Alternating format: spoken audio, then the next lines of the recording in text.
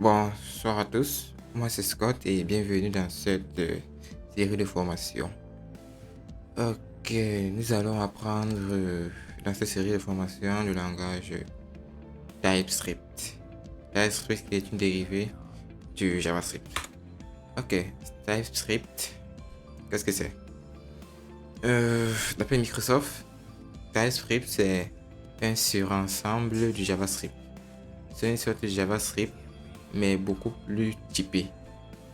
Le TypeScript utilise le typage statique, à l'inverse du JavaScript, qui utilise le typage dynamique, c'est-à-dire les variables en JavaScript, le type des variables en JavaScript sont attribuées dynamiquement en fonction de la valeur de la variable. Alors qu'en TypeScript, chaque variable, chaque donnée de TypeScript doit être d'un type bien précis. Sinon, il y aura une erreur à l'exécution. Ok? Mais, mis à part ça, ce qu'il faut retenir, c'est que TypeScript, c'est exactement le JavaScript. Mis à part le fait qu'on rajoute des types. C'est-à-dire la façon dont on utilise les boucles, la façon dont on déclare les variables, la façon dont on manipule les objets en JavaScript ne va pas changer. C'est juste le fait qu'il faut et qu'il y ait une obligation de préciser le type de la variable qui s'ajoute. Mis à part ça, ça ne reste que du JavaScript. Alors, celui qui connaît déjà le JavaScript, c'est un plus, c'est même un grand plus pour l'apprentissage du TypeScript.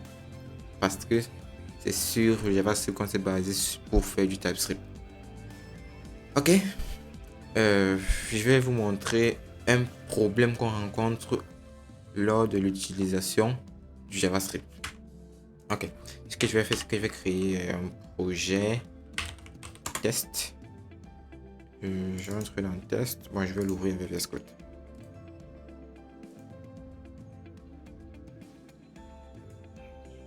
Ok. Dans ce dossier, je vais créer un fichier. Dans ce dossier, je vais créer un fichier.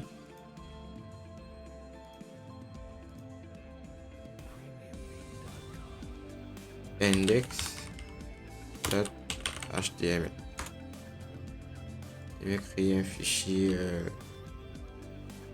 app.js.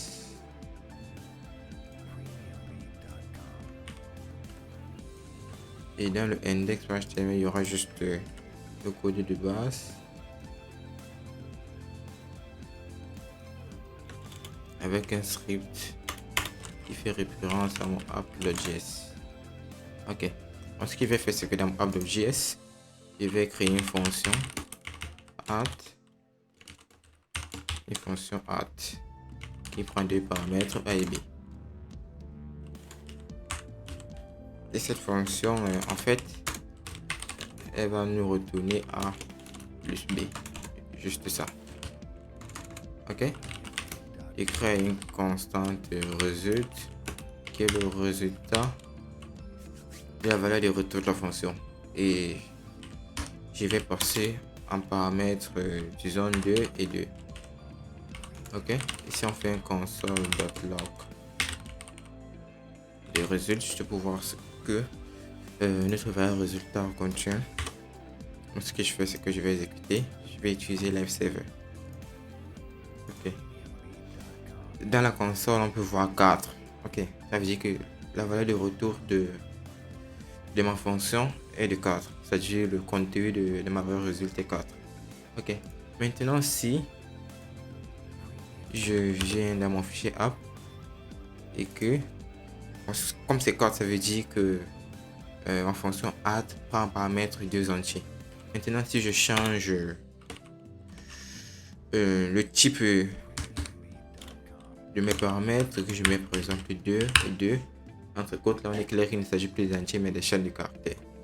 Si je m'en vais du côté de mon navigateur, que je rafraîchis, je vais plutôt voir 22. Ok, 22. Là, vous pouvez vous dire ça passe parce que c'est moi qui ai voulu mettre les codes. Mais imaginez-vous que vous travaillez sur de gros projets avec de grosses fonctions et qu'il vous arrive de manipuler les valeurs de retour de ce type de fonction. C'est problématique si vous ne connaissez pas réellement le type d'une fonction ou bien le type de la valeur de retour d'une fonction. Pour le moment, ici, ça passe parce que il s'agit d'un petit fichier. Il peut savoir exactement ce que j'ai fait. Il peut exactement comprendre que ça va me retourner une chaîne de caractères.